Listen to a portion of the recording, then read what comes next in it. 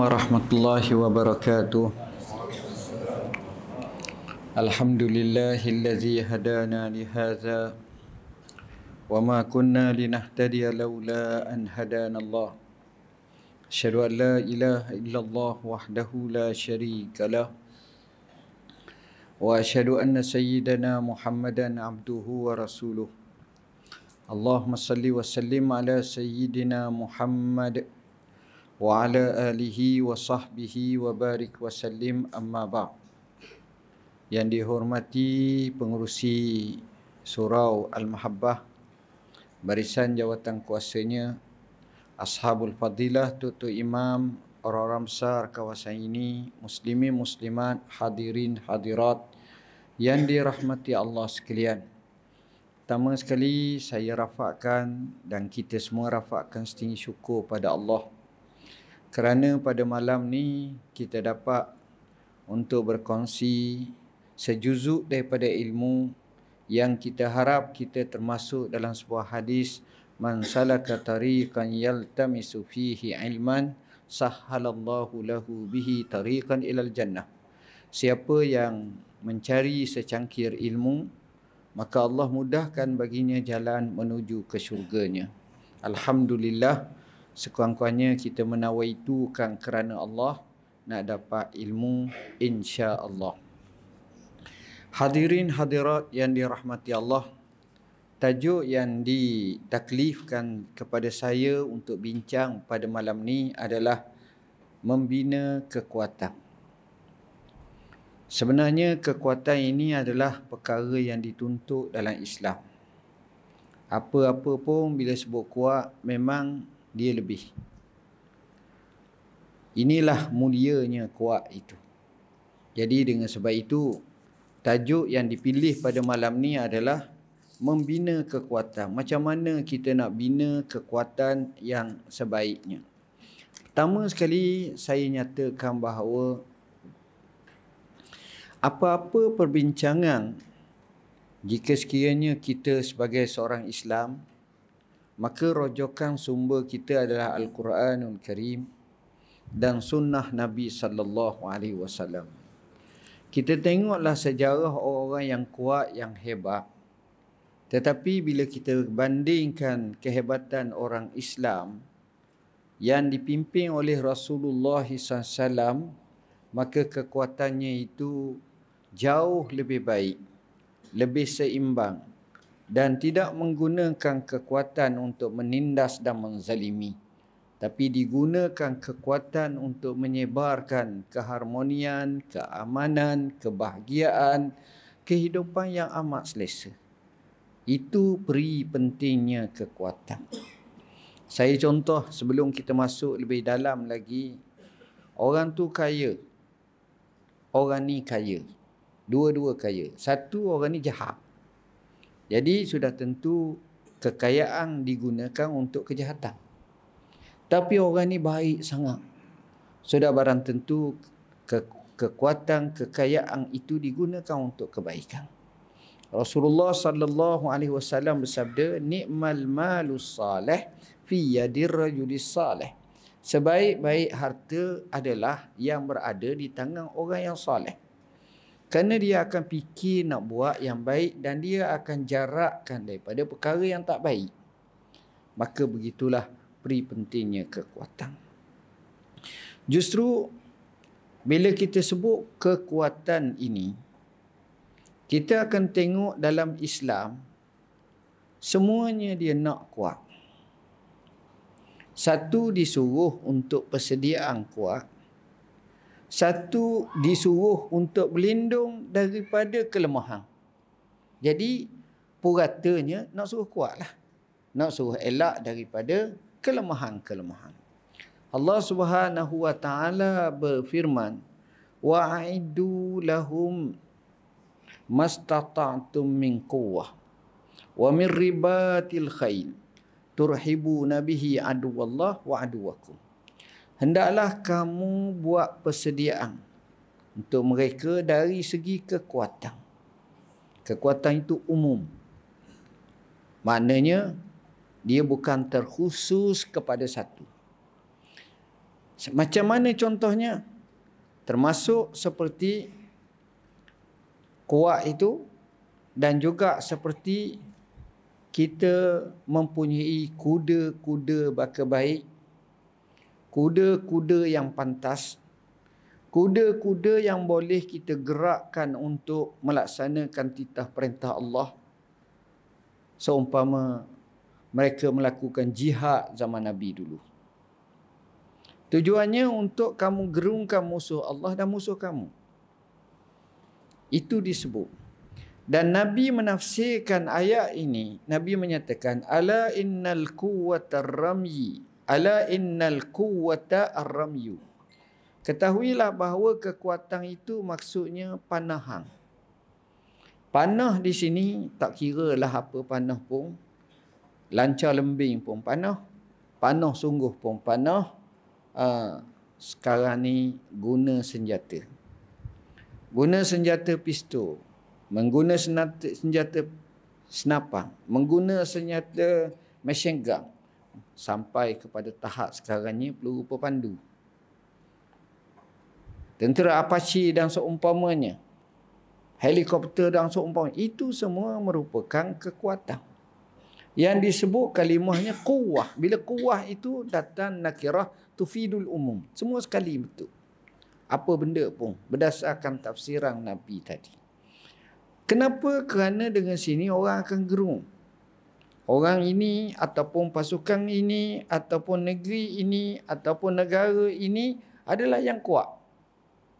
Jadi membina kekuatan ini adalah amat penting. Justru bila sebut dalam membina kekuatan ini, kita tengok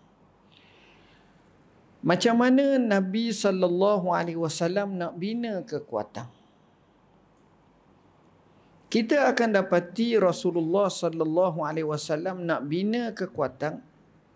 Nombor satu sekali, kekuatan ni dia tak boleh seorang-seorang. Kita seorang gagah tak jadi. Segagah-gagah orang pun. Dulu kita dengar Mak Ali rahimahullah, Muhammad Ali tinju, Mike Tyson, dua-dua tu masuk Islam dah semua. Khabib orang kata, gocoh gagah tu. Itu dia tu UFC. Tuan-tuan, dia kuat ni, dia tak boleh kuat dia seorang. Dia kena ada manager dia. Dia kena ada hak tukar urut. Hak jurulatih pula kena ada. Dia ada tim. Dia ada pasukan. Dia tak boleh main kuat-kuat seorang. Kuat seorang tak jadi. Dia kena berpasukan. Maka Nabi nak bina kuat ni, Nabi bina sahabat. Sahabat ini asalnya daripada zero. Maksud saya, kebanyakan mereka digelar sebagai mustad'afin, orang lemah. Bukan daripada dia ambil hak kuat dah, dia tapih, dia pilih gini. Tak. Orang masuk Islam pada peringkat awalnya orang mustad'afin. Orang yang ditindas. Orang yang lemah. Orang yang dikuasakan oleh orang-orang kaya Mekah. Sanadidu Makkah. Ini dia. Macam mana Nabi nak bina kekuatan? Inilah Nabi ajar sahabat semua sekali. Yang ini yang kita nak bincang hari ini. Lepas pada itu kita akan melarak sikit berkenaan dengan hal-hal yang lain yang membawa kepada kekuatan. Pertama sekali tuan-tuan, kejelasan kita tentang kekuatan tu. Nas yang saya sebut tadi tu jelas. Dan Nabi sebut macam mana kekuatan ini akan bertambah. Allah sebut dengan sebab kita bertaubat dan beristighfar. Wa yazidukum quwwatan ila quwwatikum. Allah tambahkan kepada kamu kekuatan dengan kepada kekuatan kamu. Jadi kuat. Ini dia orang yang kuat ni. Dan Nabi ajar kita doa supaya jangan ada tak kuat, lemah, penakut, bacul, kedekut. Semua sekali elemen negatif. Apa kata Nabi? Allah diajar kepada sahabat dia seorang namanya Abu Umamah Al-Bahili. Abu Umamah ni dia biasa dengan umur Nabi ni lebih kurang separuh umur Nabi. Maknanya Rasulullah SAW wafat tu umur dia dah 30-an. Tapi seorang sahabat yang baik dan kisahnya cukup menarik. Dia masuk masjid waktu pagi, duduk dalam muka sugul je. Yang lain tak ada dalam masjid. Sahabat duduk kerja di bendang ataupun di ladang atau ternak atau menega di pasar. Tapi dia seorang.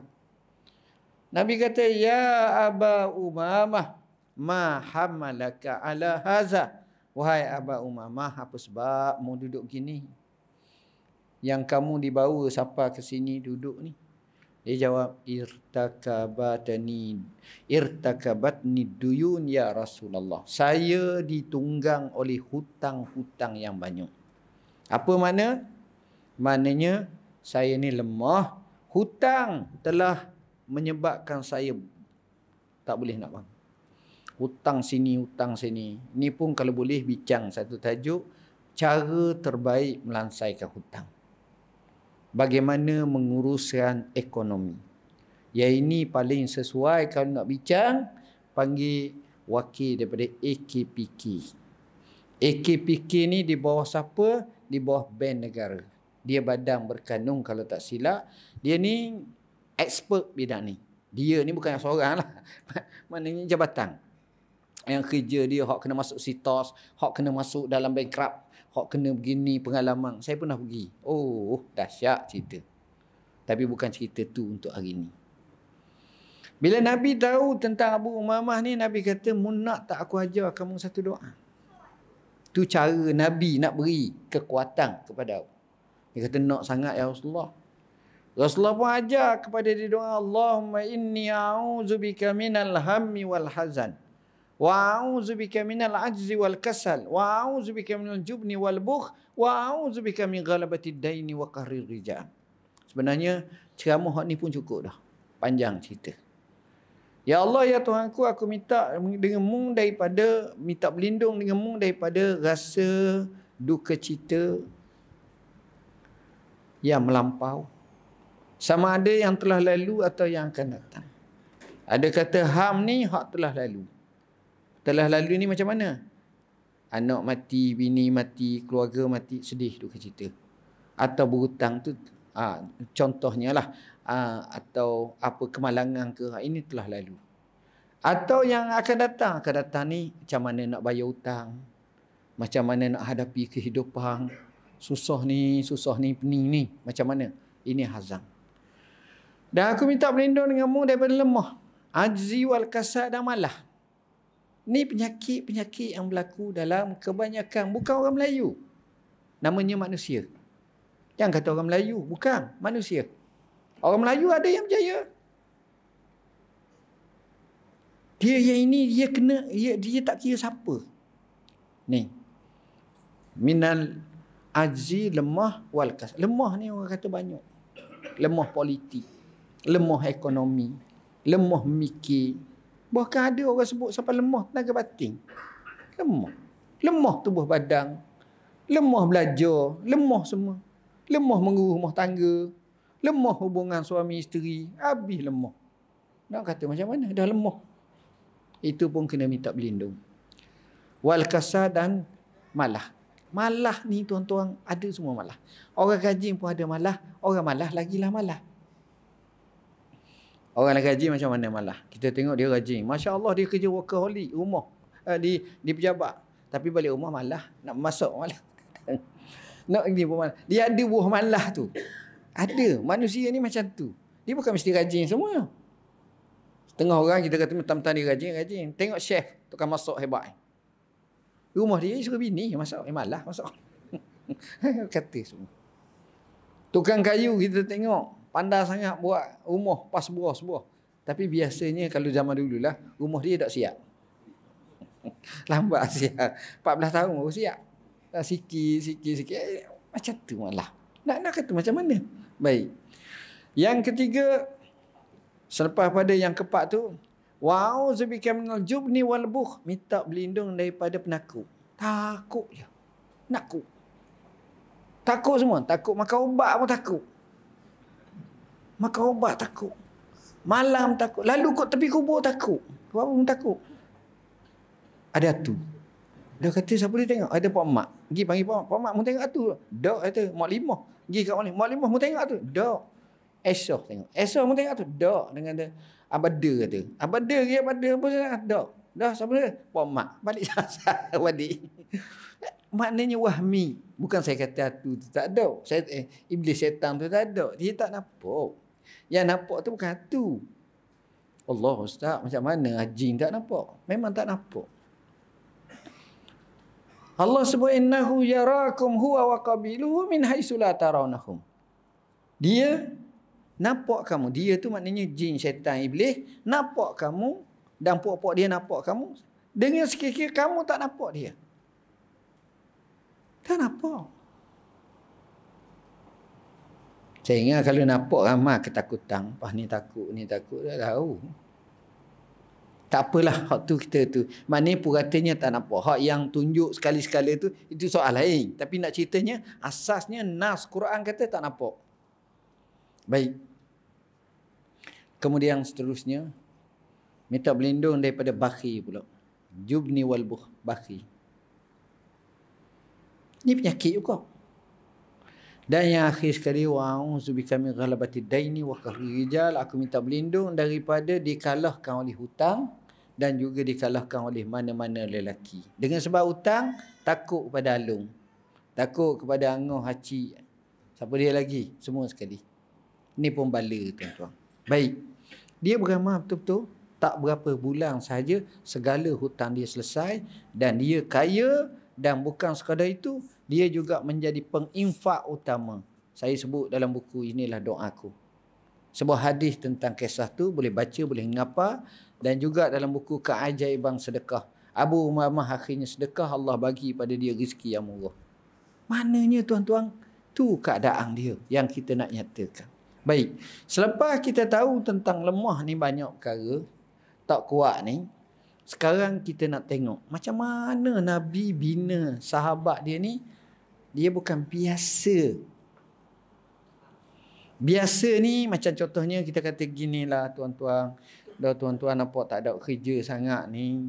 Anak-anak tuan-tuan tak ada ni. Dah baru menikah apa semua kali ni. Tak apalah.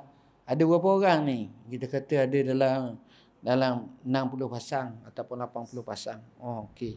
80 maknanya lebih kurang dalam 160 orang lah. Okey. Tak apa. Kita pergi tepi hutang satu. Kita dapat daripada kerajaan. Kita bina rumah situ. Kita buat macam zaman kisah cerita Biluk, cerita Felda. Buka. Kita buat buka gini-gini. Boleh lah buka setakat tu. Tapi kena batu gini, lembek gini-gini.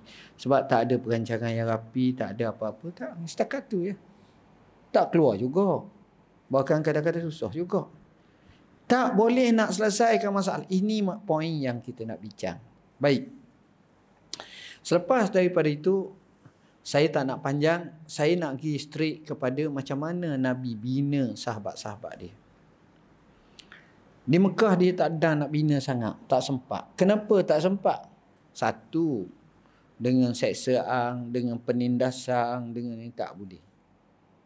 Gelanggang yang sebenar dan wadah yang sebenar masa di Madinah. Bila di Madinah, Nabi susung atur sebuah negara yang cukup hebat. Tapi Nabi tak lupa yang ini paling penting. Dalam mana-mana kehidupan, jangan tengok pembangunan. Jangan tengok rumah besar, bangunan besar. Tapi tengok pembangunan human capital, modal insan, orang-orang. Sebab itu mereka kata Nabi kita ni beza dengan kita tengok tokoh empire dunia, Rom, Parsi, Alexander the Great, apa pun, Firaun semua sekali. Sebahagian mereka membina tamadun. Tapi uniknya Rasulullah sallallahu alaihi wasallam, dia membina pembina tamadun. Orang. Dia telah menyediakan kadir-kadir. Dia menyediakan pemimpin-pemimpin. Dia menyediakan jenera-jenera yang hebat. Dia menyediakan tentera-tentera yang berwibawa. Dia menyediakan semua perkara itu. Sebab itu, Nabi ni nombor satu sekali. Nak ikat ni orang Islam semua sekali ni. Macam mana nak bina kekuatan yang saya kata macam team building ni? Nombor satu sekali, kita kena ada sasaran yang sama. Sasaran yang sama dalam hidup kita ni semua, setuju tak? Kita letakkan Allah dan Rasul, kita kena kasih. Boleh? Boleh. Mana dalil? Banyak. Qul in kuntum tuhibbunallah fattabi'uni. Kalau kamu cinta Allah, ikutlah aku, yakni Rasulullah SAW. Mana dalil? Salasum man kunna fihi wajada halawatal iman an yakuna Allah wa rasuluhu ahabba ilaihi mimma siwahuma. Ada 3 perkara, siapa ada padanya maka dia akan rasa kemanisan iman. Pertama, Allah dan Rasul terlebih dia kasih daripada segala-galanya. Kerana kasih kepada Allah dan Rasul ni termasuk dalam iman. Termasuk dalam akidah. Sebab itu disebut kemanisan iman. Kasih yang ini membawa kebahagiaan dunia dan akhirat. Keselamatan. Jadi kita kena pupuk masyarakat kita kasih kepada Allah. Bila kita kasih kepada Allah, semua kasih kepada Allah, apa makna kasih? Kasih ni maknanya akan turut perintah Allah. Allah suruh kita baik, Allah suruh kita bersifat pemurah, Allah suruh kita mendoa, Allah suruh kita macam-macam. Semua hak yang ada dalam Quran, dalam hadis, hak suruh buat, hak larang tinggal. Betul. Itulah makna kasih. Saya kasih pada Allah, saya kasih pada Allah. Sembahyang tak. Saya sebut kasih zikir, kasih pada Allah ni. Tapi perintah Tuhan langgar. Betul tak? Tak betul. Jadi Nabi biarkan, kasihkan para sahabat ini kepada Allah dan Rasul. Ini dia. Yang ini tak ada dalam elemen lain. Kita tak dengar orang mana-mana negara duk sebut, kasih pada Allah dan Rasul. Tak. Dia itu utama intipati. Kasih pada Allah dan Rasul. Kasih pada Allah dan Rasul menyebabkan kita kasih kepada orang yang kasih pada Allah dan Rasul. Itu yang disebut yang kedua. Wa an yuhibbal mar'a la yuhibbu illa lillah. Dia kasih pada seorang tak kecuali kerana Allah. Tuan-tuan, kita kawan ramai lama tak? Ada kawan kita tu daripada Kuala Rendah, daripada Johor, daripada Tadika. Siapa sekarang kita menik kawan? Bagus, bagus. Tapi kawan tu suang-suang kuku. Okey tak okey, okey tak okey. Biasalah. Relax berada. Kita tempat kerja. Kita kawan. Okey juga. Tapi sekadar tempat kerja. Sama-sama pegang jawatan. Dia jadi guru besar, hak ni jadi guru besar, hak ni jadi pengetua. Belawang bola sekolah. Budak belawang, dia duduk minum teh sama dua orang. Tak ada masalah apa-apa. Jadi sebab dia mana regu, temulah buah ni. Dia ada persatuan ni, dia ada persatuan ni. Contohnya. Itu biasa. Tapi tuan-tuan tengok tak pelik. Umur dia 55. Allah rezekikan dia dapat pergi Mekah. Dia orang mana? Orang Taman ni. Contoh. Pergi Mekah. Negeri Sembilan ni, Kak Nila ni, Taman ni, pergi Mekah. Laki bini. Pergi muassasah, senang. Pergi muassasah. Sampai di sana, dia bagi. Orang lelaki duduk bilik lain, orang perempuan duduk bilik lain. 4 orang sebilik. Dia seorang, dia Perlis ni seorang. Perlis kat Kangung seorang. Kat Sabah seorang, di Tawau. Kat Johor, Kota Tinggi seorang. Jadi ada 4. Dia Negeri Sembilan. Duduk berapa lama? 40 hari. Tiap-tiap pagi, 5 kali sehari, pergi ke masjid sama. Makan roti canai, cari hak kedai-kedai Melayu ada, hak kedai-kedai tani tu ada, pergi makan sama. Kadang-kadang sekali pun kena teh tarik. Dia teh tarik ni kita tak kisah sini, tapi bila Mekah ni payah teh tarik. Jadi sedap, suka. Segitu manusia macam tu tuan-tuan. Saya pergi Turki ni. Turki. Jadi makan makanan Turki. Hari pertama semangat. Hari kedua semangat. Hari ketiga tak buat tau. Tak lagi lah. Tapi bila temu nasi lemak, Allah. Berlemak-lemak makan. Sungguh. Saya sengaja. Kalau saya pergi, saya akan cari. Saya sanggup pergi ceramah ke apa ke. Tempat orang Melayu. Upahnya nasi lah. Nasi Melayu. Dah jiwa kita, mulut orang Melayu. Nak makanan Melayu. Biasa. Jadi, tuan-tuan, akhirnya 4 orang ni bila balik Malaysia, tuan-tuan tengok. Anak dia nak kenduri di Negeri Sembilan. Saja acah-acah WhatsApp ke hak duduk di Kota Samarak, di Tawau tu, di Tawau. Mari. Masa ulur duit tu 30 riyal je, tapi tiket 2,500. Dah ambil laki bini mari. Tak apa, tapi tanda ingatan. Nung hak pergelih nung, mari. Naik ke Al-Ustaz nung kapal terbang nung, sampai ke KLI, mari sini. Hak Kota Tinggi nung. Kata turun pukul apa? Takut tak ada ni kata mari awal hari. Hari Jumaat petang tu mari dah. Dia sewa homestay. Sebab bukan dia menikah anak 2 orang. Tak. Dia sekadar ra'i kawan ni sama sejemaah haji. Kenapa? Kerana kasihkan Allah. Temu 40 hari. Sebab apa? Sebab diikat pergi masjid sama, pergi semayang sama. Gini. Kalau kita buat sini pun bagus. Bagus. Ini satu. Kemudian Nabi ni dia ajar sahabat dia ni pertama, kasihkan Allah dan Rasul. Saya kena pendek-pendek sikit, tak boleh panjang sangat. Jadi sebab ada makan tak orang ni? Ada. Kalau ada makan kena pendek lagi lah, insya-Allah. Tuan-tuan, sifat saya ceramah memang tak lama. Paling lama pun 8.45. Tu lama lah tu. Kalau boleh lah, insya-Allah. Ada pula. Alhamdulillah. Apa-apalah. Nombor 2. Apa Nabi ajar pada sahabat kita? Nombor 1 kita kata Nabi ajar apa? Nabi ajar sahabat cintakan Allah dan Rasul. Dan Nabi ni tuan-tuan, pelik dia bila orang cinta kat dia senyum, sombong. Bukan.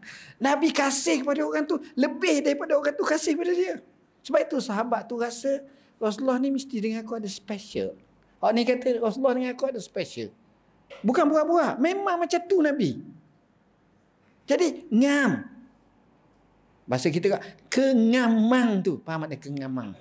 Kengam. Betul-betul. Dia bukan buat-buat. Dia bukan ala pura-pura. Tak. Rasulullah lillahi ta'ala. Ni Rasulullah. Baik. Nombor 2. Apa Nabi buat? Nabi ni, bila mari ke Madinah ni, Nabi latih sahabat-sahabat dia asyaja'atu wal iqdam. Wah ni maha.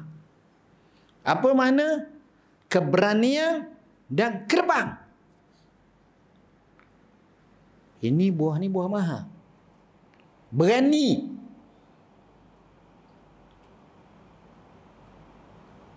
Berani ni dia ada satu sifat yang hebat. Minta maaf, semua kita ni ada penakut. Tapi bila dia asah, dia latih, boleh jadi berani. Itu biasa. Jadi Nabi pun sama, dia latih, berani.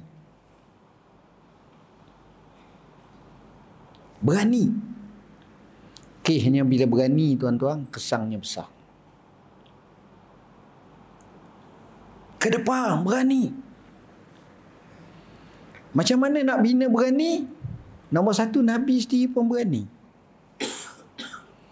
Tuan-tuan ingat Nabi ni penakut? Tak. Nabi ni sepemberani manusia. Sepemberani. Umar nak masuk Islam, buat pedang. Nabi pergi pegang Umar dan berkata, Ya Ibnal Khattab, tak cukup ke lagi kamu? Tak sedar ke lagi? Semua orang meremang bulu roma. Nabi ni berani. Sahabat meriwayatkan bila perang dahsyat sangat, tekanan kepada Islam ni, kami sendiri berlindung di belakang Nabi ataupun mengharapkan Rasulullah. Rasulullah ni berani orang. Dia bukan orang menakut. Orang berani. Apa benda yang Nabi tak buat? Kalau kita tengok, perang. Saya sebut dalam buku ni, bukan sekali, 27, 28 kali Nabi perang. Perang. Rasulullah ni orang perang dan orang strategis. Rasulullah sendiri berani. Serba-serbi Nabi berani. Nombor 2, dia suruh mara. Sebab orang Islam ni pantang berundur. Itu dia pasak. Sebab itu 7 dosa besar. Salah satunya wattawalli yaumaz zahfi. Melarikan diri ketika bertembung musuh. Oh, tu dosa besar. Nabi sebut ijtanibus sab'al mubiqah. Hadis sahih riwayat Bukhari, Muslim dan lain lagi. Kamu jarakkan daripada 7 perkara dosa yang membinasakan kamu. Nombor 1, syirik. Nombor 2, daka-daka pada ibu bapa. Nombor 3, ada amalan sihir. Yang keempat, makan riba. Yang kelima, makan harta anak yatim.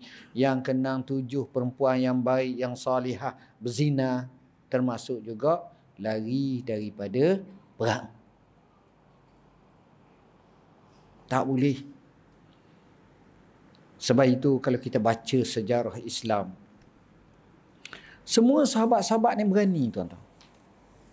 Satu peperangan yang hebat sebagai contoh, peperangan Badar. Dalam peperangan Badar, tentera Islam 313 orang. Tentera kafir hampir 1000 ataupun 1000. Dalam perang Badar ni, tentera Islam ni senjata tak cukup. Kuda 2 ekor je. Tentera kafir ni cukup semua sebab dia niat nak pergi perang. Islam masa tu Nabi niat nak kepung kafilah Abu Sufyan, bukan nak pergi perang. Jadi 2 tujuan yang berlainan tapi bertembung, Allah menangkan tentera Islam. Nabi bersabda, "Qumu ila jannatin arduhas samawati wal ard." Bangkitlah kamu menuju ke syurga Allah yang luasnya langit dan bumi. Jauh luas lagi. Syurga ni hebat. Akhirnya seorang sahabat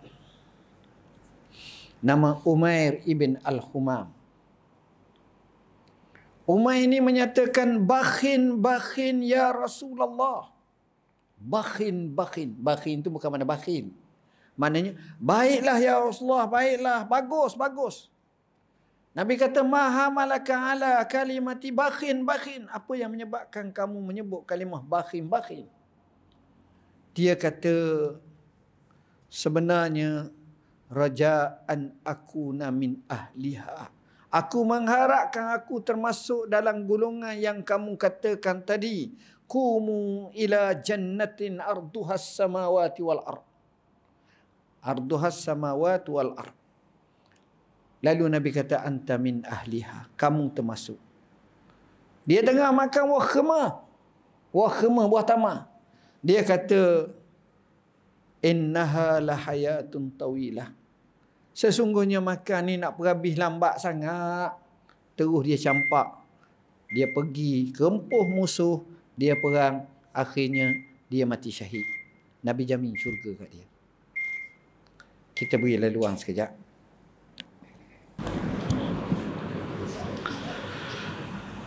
Hadirin hadirat yang dirahmati Allah, saya minta izin, saya ambil masa dalam 20 minit lagi. Seterusnya Rasulullah sallallahu alaihi wasallam dalam mendidik para sahabat, sebagaimana saya kata, yang pertama atas asas cinta pada Allah dan Rasul. Yang kedua, keberanian. Dan juga mara ke hadapan. Yang ketiga, Nabi ini dalam bentuk jelas. Orang panggil mudah. Jelas ni dalam arti kata lain, orang akan faham betul-betul, salah-salah. Jadi tidak macam nak kata okey pun tak, tak okey pun tak, tak. Nabi sendiri sebut al-halalu bayyinun wal haramu bayyinun wa bainahuma umurun mushtabihat. Faman ittaqa syubuhat faqad istabra'a li dinihi wa irdihi. Hadis sahih riwayat Bukhari, Muslim dan lain lagi. Hadis yang diriwayatkan oleh Nu'man bin Bashir. Halal tu nyata, haram tu nyata. Tapi antara tu ada perkara yang macam kesamarang. Siapa yang jarakkan, dia akan selamat agamanya dan maruah dirinya. Baik. Kejelasan ni nampak. Nabi bila sahabat buat baik, Nabi sebut, ni bagus. Tak baik, betul. Jadi akhirnya mereka faham. Mereka ada direction. Hak ni boleh ke tak boleh? Rasulullah SAW pemutusnya. Rasulullah petunjuknya. Hadiyun nabawinya bergiam. Seterusnya, yang keempat, Nabi ni sifatnya lembut dan lemah lembut. Dalam arti kata lain, seboleh-bolehnya dia pasarkan, dia ekspor kepada para sahabat sifat-sifat yang baik. Bila lemah lembut, bila sifat beradab, berakhlak ni dah ada semua, baik. Ada seorang sahabat masuk masjid. Namanya Asyaj ibn Qis. Masuk saja Nabi tengok Asyaj ibn Qis ni, Nabi jatuh hati. Nabi kalau dia tengok orang baik, Nabi beri kredit, Nabi puji. Nabi kata apa kepada Asyaj ibn Qis? Ya Asyaj ibn Qis, inna fika khaslataini yuhibbuhum Allah, al-hilmu wal-ana'ah. Wahai Asyaj ibn Qis, pada kamu ni ada dua sifat yang Allah suka. Sifat lemah lembut dan sifat tenang. Tengok, Nabi sebut. Dan Nabi SAW telah disebut oleh Allah, walau kunta fazzan ghalizal qalbi lam faddu min hauli fa'fu anhum. Kalaulah kamu bersifat keras, kasar, orang akan lari daripada kamu. Tengok ayuh.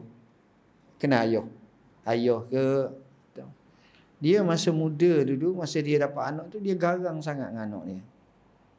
Lama suka makan garang banyak, patut garang pula. Allah. Anak pun jadi takut. Dan dia terbawa-bawa sampai ke anak tu tua, anak tu menikah, anak tu beranak, anak tu bercucu, beken juga dia lagi. Ke zaman dia tak ada dah. Jalan pun tukar orang piping, tapi mulut tu. Jenis beken tak tahu dah. Dia kena turun dah. Beken mu pun tak gerak. Dah orang lain tulang batunya. Beken. Akhirnya apa? Anak takut. Anak rakyat kena tu jangan main. Abah tu singa. Tengok. Lepas tu anak bila beranak pula dengan menatu, bila beranak pula rakyat pula. Jangan main atuk tu beken tak lalu tu. Jadi pakai takut habis. Akhirnya duduk rumah orang-orang tua. Anak pergi ziarah. Dia orang ingat mati dah sebab nak ambil gerang tanah. Ada macam tu, Syekh. Ada cerita-cerita macam. Jadi benda ni tak kena, tuan-tuan. Zaman sekarang ni lain. Tapi janganlah lembut. Anak tak semayang pun lembut. Anak buat kerja tak betul pun lembut. Senyum hehehe. Sebab baru belajar malam ni. Tak boleh nak tu. Itu salah pasang pula. Pasang biar betul-betul. Baik. Nombor seterusnya. Yang ini penting. Yang kelima. Nabi ajar para sahabat semua ni biar ada semangat dan ada tinggi cita-cita. Sahabat ni tinggi cita-cita, tuan-tuan.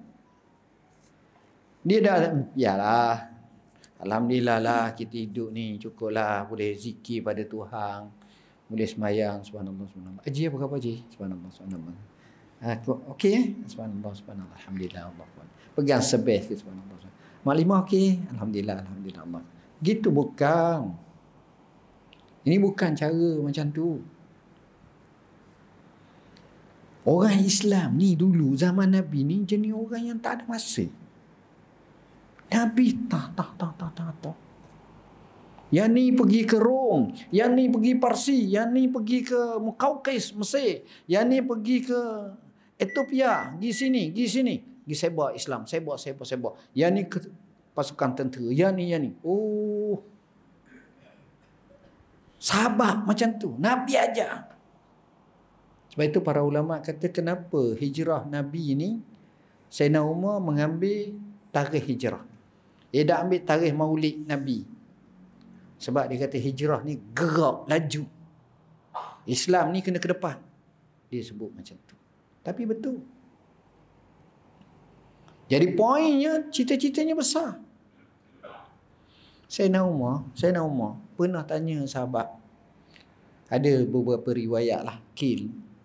Masa tu dia jadi khalifah. Sayyidina Umar jadi khalifah bermula pada 13 Hijrah, berakhir pada 23 Hijrah. Dia meninggal dunia dalam usia 63 tahun.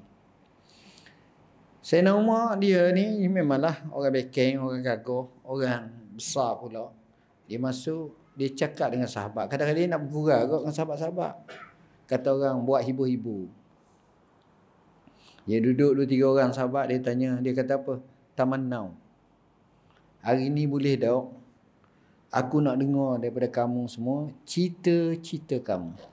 Cita-cita ni kena ada. Cita-cita macam mana Ustaz? Saya pecen dah. Pecen pun 5 tahun. Tak tahu benda awak. Kecil manis awak tinggi. Contoh. Dah cita-cita syurga. Macam-macam cita-cita ni. Nak tambah koreksi pahala banyak lagi. Nak pergi Mekah. Nak masuk NGO. Pergi bantu orang Palestin. Contoh lah. Macam-macam boleh buat. Jadi, seorang sahabat kata, Ya Amirul Mukminin, saya bercita-cita saya mempunyai segunung emas. Bukan sekilo. Sekilo sikit. Segunung. Bukan emas Zuriang. Emas sungguh. Segunung emas. Apa nak buat? Unfiq fi sabilillah. Aku sedekah pada jalan Allah semua. Kalau kita segunung, aku sedekahlah sekilo. Itu biasa lah. Standard itu mujur tu. Mujur tu kadang-kadang tak ingat. Sungguh. Kalau orang tanya, ngejutlah kita. Syekh, takdirkanlah Allah bagi ke awak 1 juta ringgit. Awak nak apa? Tak dapat 1 juta. Suka dulu. Saya ingat saya insya-Allah lah. Saya kenal sangat tepi taman kita ni ada rumah sebuah corner lot. Nak jual 600,000. Kalau saya beli cash boleh dah 500 rasa tak wadang tu. Tengok. Lagi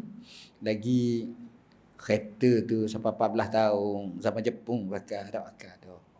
Nak cari awak sebuah kurang-kurang Toyota Camry. Walaupun tak mahal ataupun CR-V baru. Kalau lagak sikit Harrier, kemah lagi. Dia akan sebut. Lagi ingat orang kata zaman sekarang ni orang suka main motor. Ingat nak main kat motor satu. Anak-anak kecil pun tak apa dah. Harley Davidson pun tak apa dah. Dah tu. Waktu. Akhirnya tu nak peringat dia. Dah. Apa ni? Surah Mahabbah nak beri berapa? Allah. Allah. Baru ingat. Tu memanglah.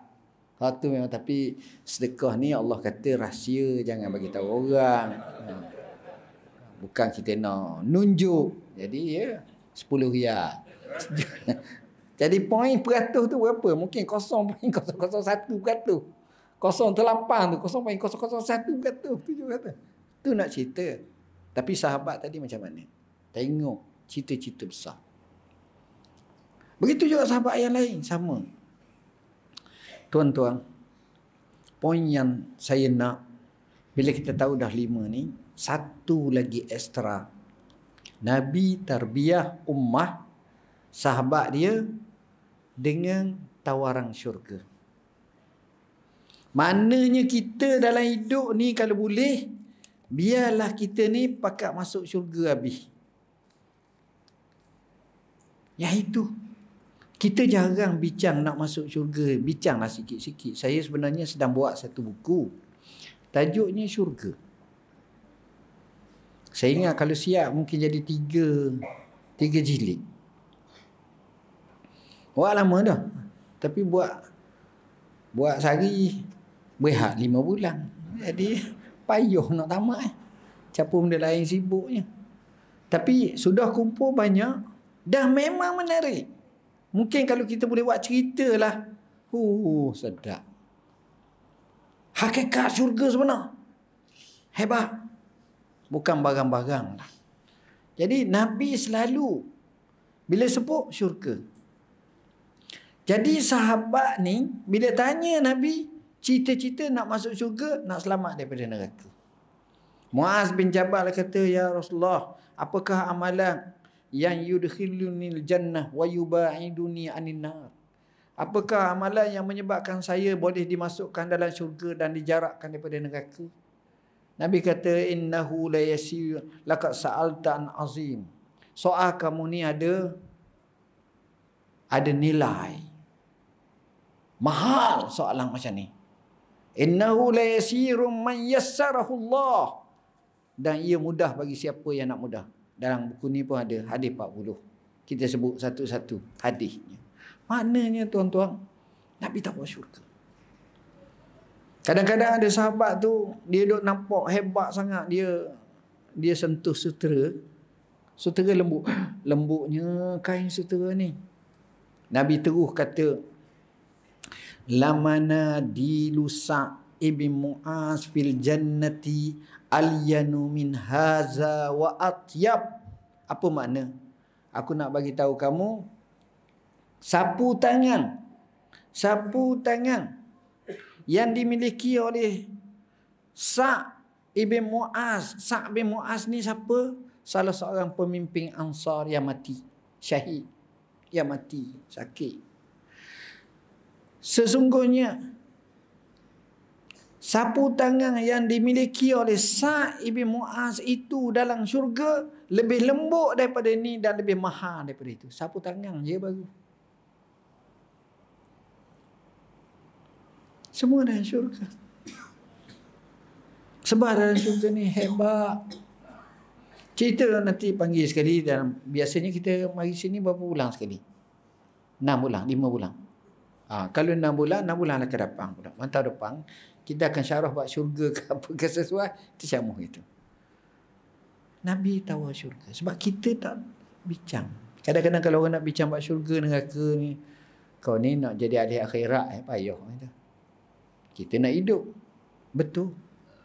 Tapi sebenarnya duduk di dunia ini dengan menggunakan dengan sebaik, itu menuju ke syurga. Baik. Poin terakhirlah bila sebut membina kekuatan. Kalau kita duduk surau ni, apa benda yang kita nak buat?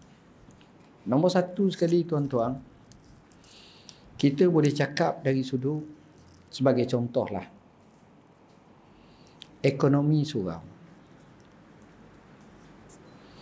Ekonomi surau ni jangan nampak surau kaya.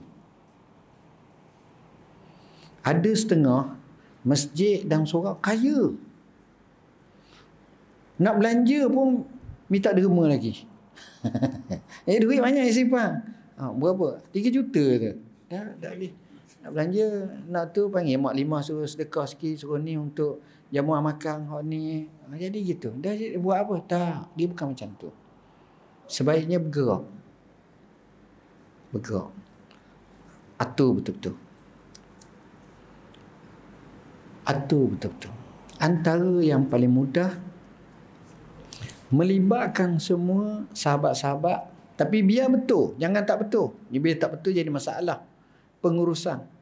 Menyebabkan surau ni dia ada potensi, nombor satu yang saya naknya, dia menyelesaikan masalah orang sini.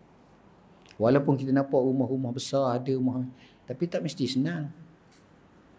Ramai orang T20 jadi B40 pun ada dah ni. Ada masalah, biasa. Jadi M40 biasa.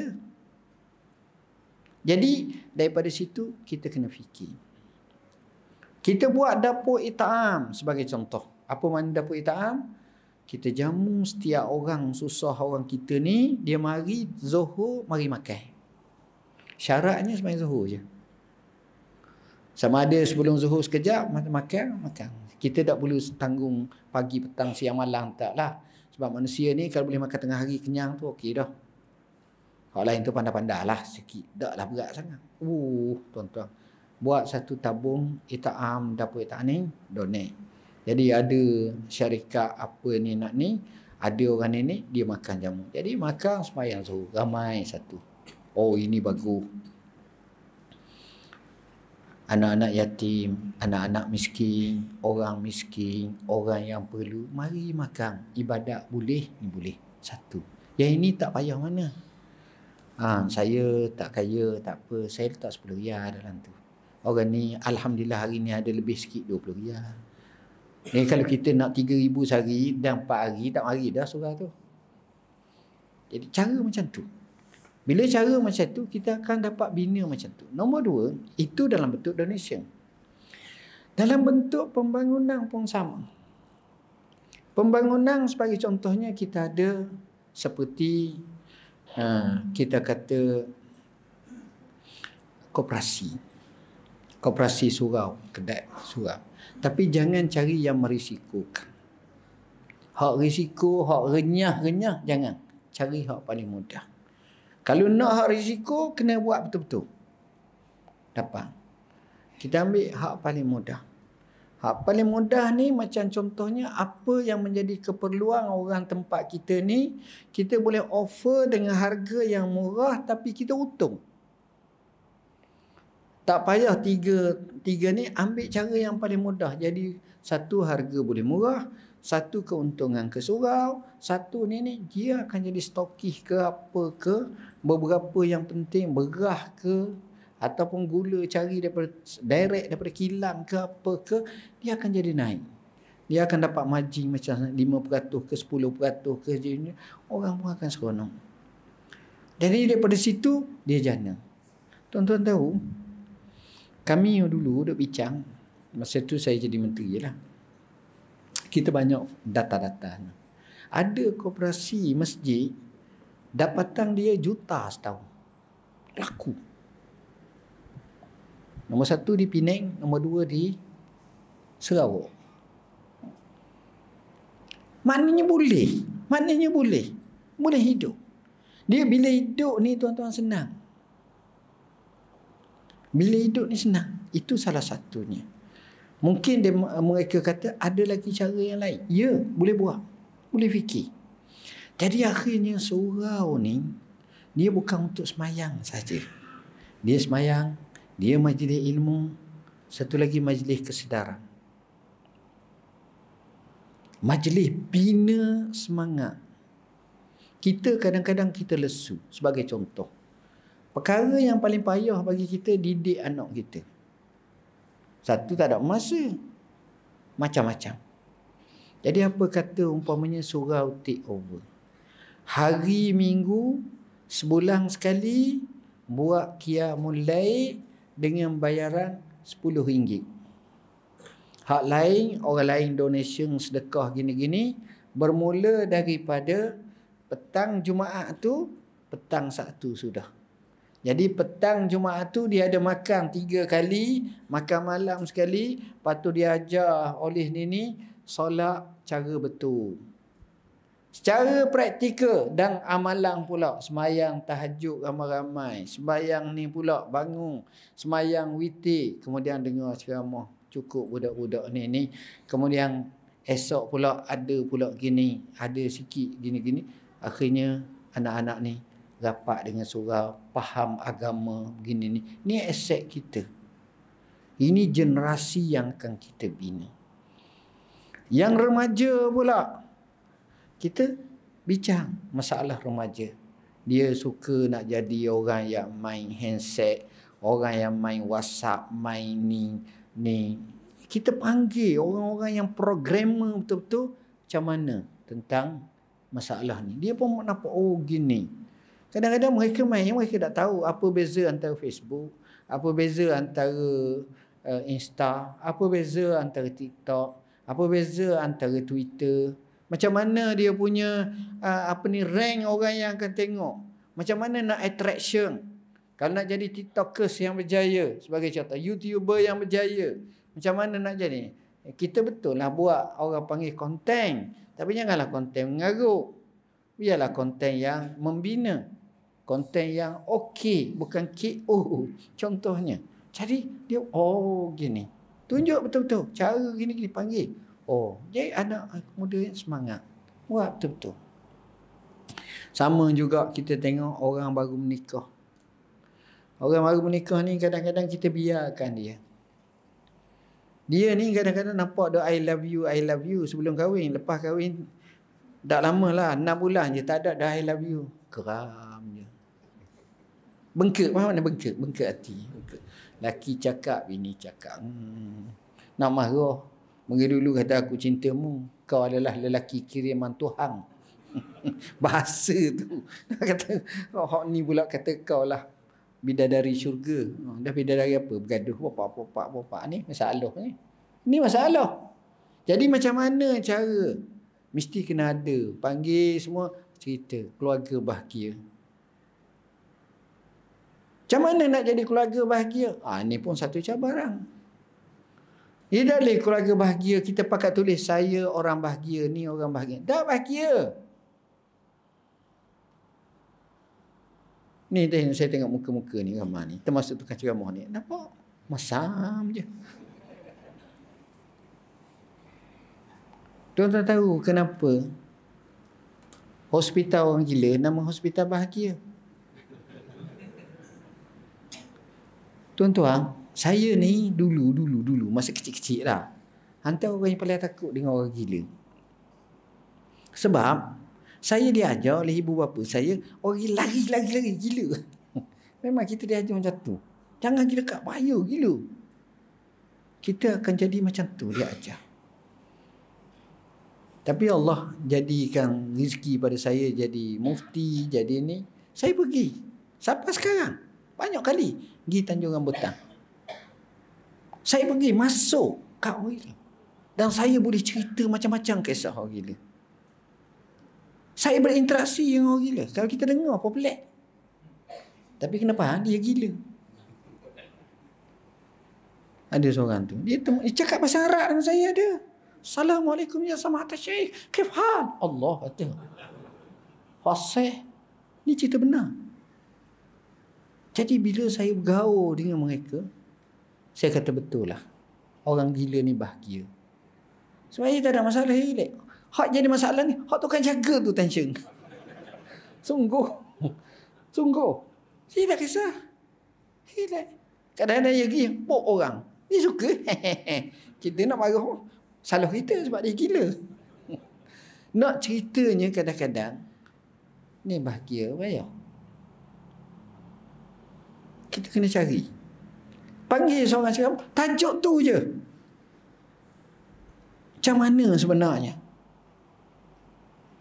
Ni bukan benda mudah. Dia kena ada satu semangat yang baik, niat yang baik, kefahaman yang baik, semua sekali. Kekuatan. Baik, akhir sekali. Bila sebut kita kata nak bina kekuatan, saya nampak masa kita kena jaga. Kita kena buat time base. Kena buat. Okey, surau ni kita nak buat dalam masa 2 bulan akan datang, begini jadinya. 2 bulan akan datang, begini. Seterusnya, dia ada fasa-fasa. So ada siapa tu, kita fikir lah. Janganlah tunggu masa tu. Rancang, buat. Kita boleh ubah strategi berdasarkan berlaku gini. Oh, cantik. Saya ambil contoh je. Saya bagi ke tuan-tuan satu je. Boleh tak tuan-tuan buat satu mekanisme surau ni kita nak setiap bulan pertambahan anggota baru 10 orang. 10 orang lelaki, 10 orang perempuan. Kepingnya.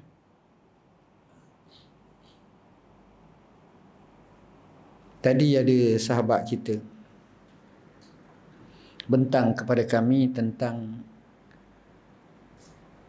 situasi terkini berkenaan dengan Palestin. Dia tunjuk dalam dia punya konten, dia punya slide tu, ada seorang padri tua, Rabai Yahudi. Tua.